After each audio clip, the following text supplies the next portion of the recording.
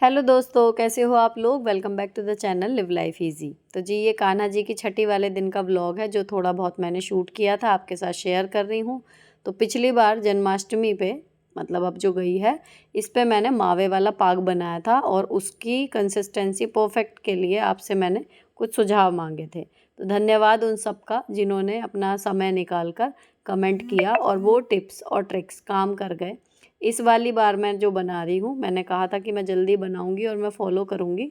तो इसमें एक तो मैंने मावा हटा दिया क्योंकि पिछली बार सबसे ज़्यादा कमेंट ये आए थे कि मावे की वजह से जो है वो सॉफ्ट बनी है। चाशनी पहले से थोड़ी सी गाढ़ी की है और इस बार बिल्कुल ठीक ही है, बन गई। बाकी प्रोसीजर वैसा ही है, इसलिए डिटेल में शेयर नहीं कर रही, फिर भी मैं क्विकली बताऊँ। जो पहली बार देख रहे हैं ये वाला मेरा व्लॉग, जिन्होंने जन्माष्टमी का नहीं देखा, सारे ड्राई फ्रूट्स ले लिए हैं अपनी मनपसंद के, उनको देसी घी में रोस्ट कर लिया है हल्का सा घी डाल के। उसके बाद कपड़े में डाल के उनको पीस लिया है, थोड़ा सा बारीक टुकड़े कर लिए हैं, पीसा नहीं है मतलब टुकड़े टुकड़े। उसके बाद चाशनी बनाई है इसमें मैंने 1.5 तार की और फिर इसे जमा दिया, सारी चीज़ें डाल के एक ग्रीस की हुई थाली में रख दिया। तो जो खाली चीनी वाली है ये 15 मिनट लगे इसे मुश्किल से और ये सेट हो गई थी। तो इससे पहले ये हार्ड हो, इसमें मैंने कट लगा दिए थे चाकू से ताकि जब मैं ईजीली निकालूं तो इस पाग के जो हैं वो पीसेस निकल जाएं। अब ये मैंने छठी से एक दिन पहले शाम को 7 बजे बना लिया था क्योंकि सब्ज़ी रखी हुई थी, डिनर में मुझे सिर्फ रोटी सेकनी थी, बाकी काम मैं करूँगी अगले दिन। तो अब चलते हैं छठी वाले दिन। छठी का जो मेन प्रसाद है वो होता है कढ़ी चावल। तो मेन सुबह जो है नाश्ते के इन लोगों के बाद, उसके बाद जो मैंने शुरू किया तो बीटर से सबसे पहले मेरे हस्बैंड ने बेसन को फेंट दिया और इससे पहले 10:30 से पहले मैंने पूरे घर की जो है सफाई कर ली थी। इसके अलावा संडे का दिन था तो लॉन्ड्री निपटा दी थी, यानी संडे अपनी जगह अपने कामों के साथ बिल्कुल खड़ा रहता है मुस्तैद, लेकिन अगर कोई त्यौहार है तो आपको उसका काम भी उसके साथ एडजस्ट करना होता है। तो यहाँ मैं 10:30-11 बजे के करीब अब फाइनली सारा संडे स्पेशल काम निपटाने के बाद फिर आ गई थी किचन में। तो कढ़ी रेसिपी कोई बड़ी बात नहीं है, जैसी हर बार बनती है, आप लोग भी बनाते हो यूजुअली वैसे ही बना रही हूँ। दही मंगाया था इस बार, मट्ठा नहीं है, दही है। और इसमें जो हमारे क्वांटिटी जाती है लगभग 3 सर्विंग स्पून बेसन पकौड़ी में जाता है और लगभग 3 सर्विंग स्पून ही कढ़ी में जो घोल बनता है उसके लिए जाता है। यहाँ पर ये रेशो बिल्कुल ठीक बैठता है। और मसाला, अगर आपको कढ़ी में आपका मसाला कभी 19-20 होता है तो जितना आपने दही और बेसन का घोल लिया है आप उसमें कितना नमक या हल्दी डालते उतने सोल्यूशन में उससे जस्ट डबल मसाला डालिए, तो आपकी कढ़ी हमेशा परफेक्ट बनेगी, बिल्कुल एक सी और हमेशा अच्छी। मतलब अगर एक बाउल के करीब ये है और आप उसमें 1-1.25 चम्मच नमक डाल रहे होते, साधारण अगर उसे नमकीन करना होता, तो आप कढ़ी के मसाले में 1-1.25 चम्मच का डबल कर दीजिए, यानी कि 2.5 चम्मच। हर चीज़ इसी तरीके से डबल हो जाती है। छौंकने में मेथी दाना, सूखी लाल मिर्च और हींग। कई लोग इसमें प्याज, लहसुन, अदरक, टमाटर, पता नहीं क्या क्या कढ़ी में मतलब सब्ज़ी भी डाल के बना देते हैं, छौंक देते हैं। उसका फ्लेवर मैं ये नहीं कहती कि बेकार आता है, लेकिन उसका अलग आता है और बिना प्याज, टमाटर, लहसुन, अदरक के अलग आता है। दोनों तरीके से बनती है। अगर वेजिटेबल वाली बनाओ, वो वाली मुझे पर्सनली बिना चावलों के रूखी खाने में बहुत अच्छी लगती है, और चावलों के साथ सिंपल ये वाली, तो इसमें मैं प्याज वगैरह नहीं डालती। और आज तो वैसे भी कान्हा जी के लिए बन रही है तो कोई मतलब नहीं। अब यहाँ कढ़ी जो है वो उबाल आ गया, पकौड़ियाँ उसमें डाल दी। आटा गूँथ लिया था मैंने थोड़ा सा, और थोड़ा सा आटा निकाल लिया अब मैंने पंजीरी के लिए। पंजीरी के लिए आटा भून रही हूँ, हल्का सा घी डाल के भूना है। इधर कढ़ी जो है वो आधा घंटे के लिए पकेगी। घड़ी से मिला के आधा घंटे कढ़ी पकने में बिल्कुल परफेक्ट पकती है, ना कम ना ज़्यादा। और इतने ये पकेगी, इतने जो आटा है वो अच्छे से ब्राउन सा हो जाएगा। अब ये भुन गया है तो इसे भी उतार के रख लिया। अब गैस का जो काम बचा है वो एक तो सेकनी है मुझे रोटियां, और दूसरा चावल। तो चावल भिगो के कुकर में रख दिए हैं मैंने सेट। अब ये आटा भुन गया है तो ये जब ठंडा हो जाएगा इसमें तब मीठा और ड्राई फ्रूट्स मिलेंगे, तो इसे रख दिया एक किनारे और मैंने शुरू कर दी है रोटी सेकनी। छठी में पूड़ी या रोटी कुछ भी सेक सकते हैं या दोनों भी सेक सकते हैं। रोटी का साइज़ जो है वो भगवान जी के लिए बनता है तो थोड़ा सा जो नॉर्मल हम खाते हैं उससे थोड़ा छोटा बनाया है ताकि कढ़ी चावल के साथ भी प्रसाद वाली एक एक रोटी जो है सब खा लें। वरना बच्चे अक्सर चावलों के साथ रोटी जो है वो खाते नहीं हैं। तो मैंने थोड़ी सी कम कम से आटे की 6 रोटी जो हैं वो इसमें बनाई हैं। मैं पूड़ी बनती तो वो भी 6 बनती। इस तरीके से ये सारा सामान बनेगा। अब इधर मैंने चावल का कुकर रख दिया है, इसमें 1 सीटी आएगी तो गैस का काम हमारा ख़त्म। अब बिना गैस वाली जो होनी है सामान वो तैयार करते हैं। तो मैंने सबसे पहले बैठ के बाहर सारे ड्राई फ्रूट जो हैं वो चाकू से बारीक बारीक चॉप किए और यहाँ थोड़ी सी ना चीनी पीस की रखी है मिक्सी के जार में। तो ये चीनी थोड़ी सी तो इसमें जल जाएगी जो आटे की भून के पंजीरी बनाएंगे, और थोड़ी सी चली जाएगी चरणामृत में। तो इस तरीके से ये बनेगी। और आटा जब पूरा ठंडा हो जाए, जब हमें ये मिलाना है, और जो अपनी पसंद के ड्राई फ्रूट्स हों वो इसमें बारीक काट के आप मिला दो। बारीक इसमें बहुत ज़्यादा ना भी हो, लेकिन जब मैंने बारीक सारे काट लिए थे तो मैंने दोनों चीज़ों के लिए ड्राई फ्रूट्स जो हैं चॉप कर लिए। अब ये आधे इसमें मिला दिए, आधे मैं पंचामृत में डालूँगी। अब ये जब पूरा बन गया, इसको मैंने कांच के बाउल में ट्रांसफ़र कर दिया। थोड़ा ही बनाया है कि थोड़ा प्रसाद नेहा के यहाँ चला जाएगा, बाकी हम लोग खा लेंगे। अब पंचामृत जो बनता है उसकी मैंने कभी ना अपने मतलब सिंगल हैंडेडली बनाई नहीं। तो मुझे एक वीडियो देखी मैंने, उसका मुझे हिसाब सही लगा कि सबसे पहले 1 चम्मच घी, उसका दुगना शहद, उसकी दुगनी यानी कि 4 चम्मच चीनी या पिसी हुई जो भी है, उसका दुगना दही, और दही से दुगना दूध। इस तरीके से करते करते पाँचों चीज़ जो हैं वो मिल जाएंगी। यहाँ पर आकर ये इस तरीके का है, जहाँ भगवान जी को इससे स्नान कराना चाहो तो वो करा दो। और यही फ़र्क बताया कि पंचामृत यानी यहाँ पर आपको रुक जाना है, लेकिन अगर आप इससे भगवान जी को स्नान करा देते हैं, गंगा जल और तुलसी दल मिला देते हैं, तो आपका ये चरणामृत बन जाता है। तो मुझे वो बात जो है वो लॉजिकल भी लगी और आसानी से याद होने वाली लगी। तो मैंने ये पाँचों चीज़ें मिला के इसमें ड्राई फ्रूट्स मिला दिए। अब ये हमारा पंचामृत जो है वो रेडी हो गया।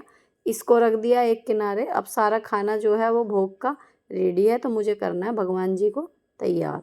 तो इन्हें मैंने स्नान कराया। उसके बाद गुलाब की पत्तियाँ थी नहीं, जो फूल अवेलेबल थे उनसे ही मैंने कान्हा जी को पोंछा। इसके बाद श्रृंगार कर दिया इनका, जो भी मेरे पास अवेलेबल था, क्योंकि इस बार बहुत ज़्यादा तैयारी करने का ना तो मौका मिला, सिचुएशन ही नहीं बनी, आप सबको पता है।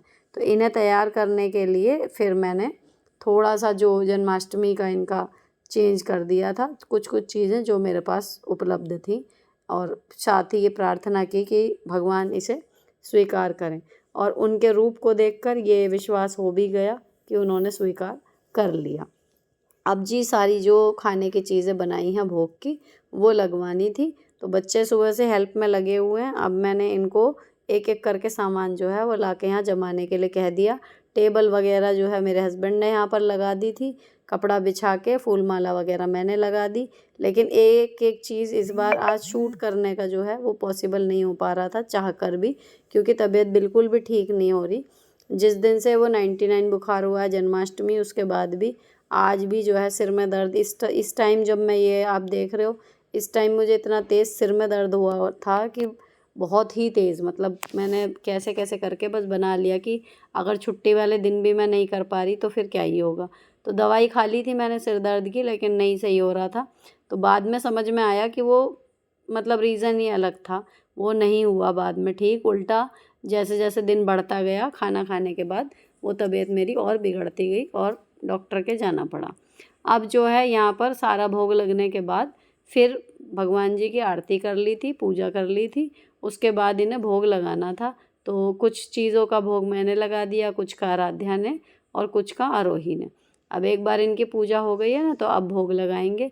लेकिन जितनी मेरी इच्छा थी बनाने की कि जन्माष्टमी पे नहीं मैं कर पाई, जैसे मैं मतलब करना चाहती थी, तो उस हिसाब से छठी पे मैं बड़ा वो था कि भगवान जी ने इतना कर दिया कि ठीक है, मैं अपने मन माफिक चीज़ें बना पाई। भले तैयार नहीं हो पाई या बहुत ज़्यादा मुझे अच्छा फील नहीं हो रहा फिज़िकली, लेकिन ये सब हो पाया, इसके लिए मैं बड़ी कृतज्ञ थी। और मैं मतलब मन से प्रसन्न थी कि ठीक है, हो गया। अभी तक भी मैं मतलब खुश थी इस समय तक भी कि सिर दर्द है, ठीक हो जाएगा, कोई बात नहीं, चलता रहेगा।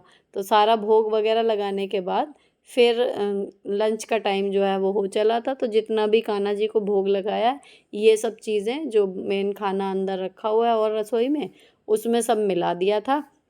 सारी चीज़ों की थालियाँ 2 बनी थी, वो बना के मैंने नेहा के पास भिजवा दी थी बराबर में। और फिर हम सब लोगों ने कर लिया था लंच। अब आज नेहा के बेटे का जन्मदिन भी है, अभिनव का, तो आप लोगों को रील के ज़रिए पता भी चल गया है। तो उनके लिए कपड़े वगैरह भी लेने जाने हैं। तो इरादा ये है कि अभी खाना खा लेते हैं, खाना खाने के बाद फिर जितना भी प्रसाद जो चरणामृत है जैसे वो सब अभी ख़त्म करना है, बाद तक चलता नहीं है, गर्मी का टाइम है। और सब खाना खा लेंगे, उसके बाद थोड़ी देर रेस्ट कर लूँगी और फिर जाएंगे उसके लिए गिफ्ट लेने।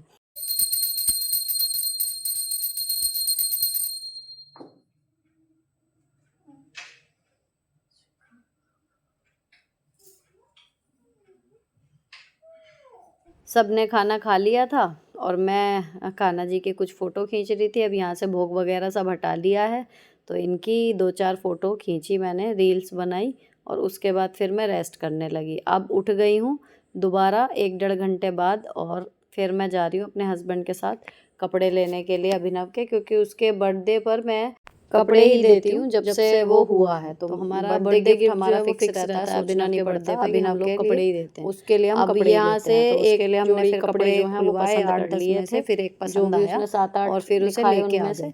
तो अब शाम को जब जाएंगे, अभी टाइम है जाएंगे, अभी 2 घंटे का, 2-2.5 घंटा, लेकिन मैं जो हूँ इसको कलावे से बांध के, मतलब इसमें डिब्बे में करके प्रॉपर जो पैकिंग वाला चमकीला पेपर होता है, तो इसमें अंदर कलावा बन जाएगा, क्योंकि उसे बड़ा शौक है पैकेट में गिफ्ट जो पैकिंग वाली चमकीली पन्नी में अगर लिपटा हुआ है तो उसकी आंखों में चमक आती है। कई बार मैं नहीं तो 1-2 बार ऐसे ऐसा हो जाता है कि शायद जो बैग मिलता है शॉपिंग बैग उसमें ले गई ना, तो वो चमकीली अच्छे से रैप वगैरह करके इसको, बच्चा उदास सा मतलब हो गया दूसरे काम में जुटूंगी। शायद कोई क्या है, देखो शाम का खाना तो वो चमक उसकी आंखों में नहीं आती जो गिफ्ट की पन्नी जो है वो सुबह की जो, तो अब मैं ध्यान रखती हूँ उसके गिफ्ट वो सब अभी उसको करने अच्छे से। तो जब मैं पैकिंग पेपर में अच्छे से रैप कर तब मेरे अब इसके बाद का दर्द था वो खत्म होके पेट में उसने एसिडिटी का रूप लिया और उसके बाद वो भी बढ़ के बर्तन मांजते टाइम मेरे सीने में दर्द उठने लगा और इतना तेज़ कि मैं रोने लगी, मतलब प्रॉपर तेज़ हो गया था जब कभी गॉल ब्लैडर में स्टोन हुई थी उस तरीके का।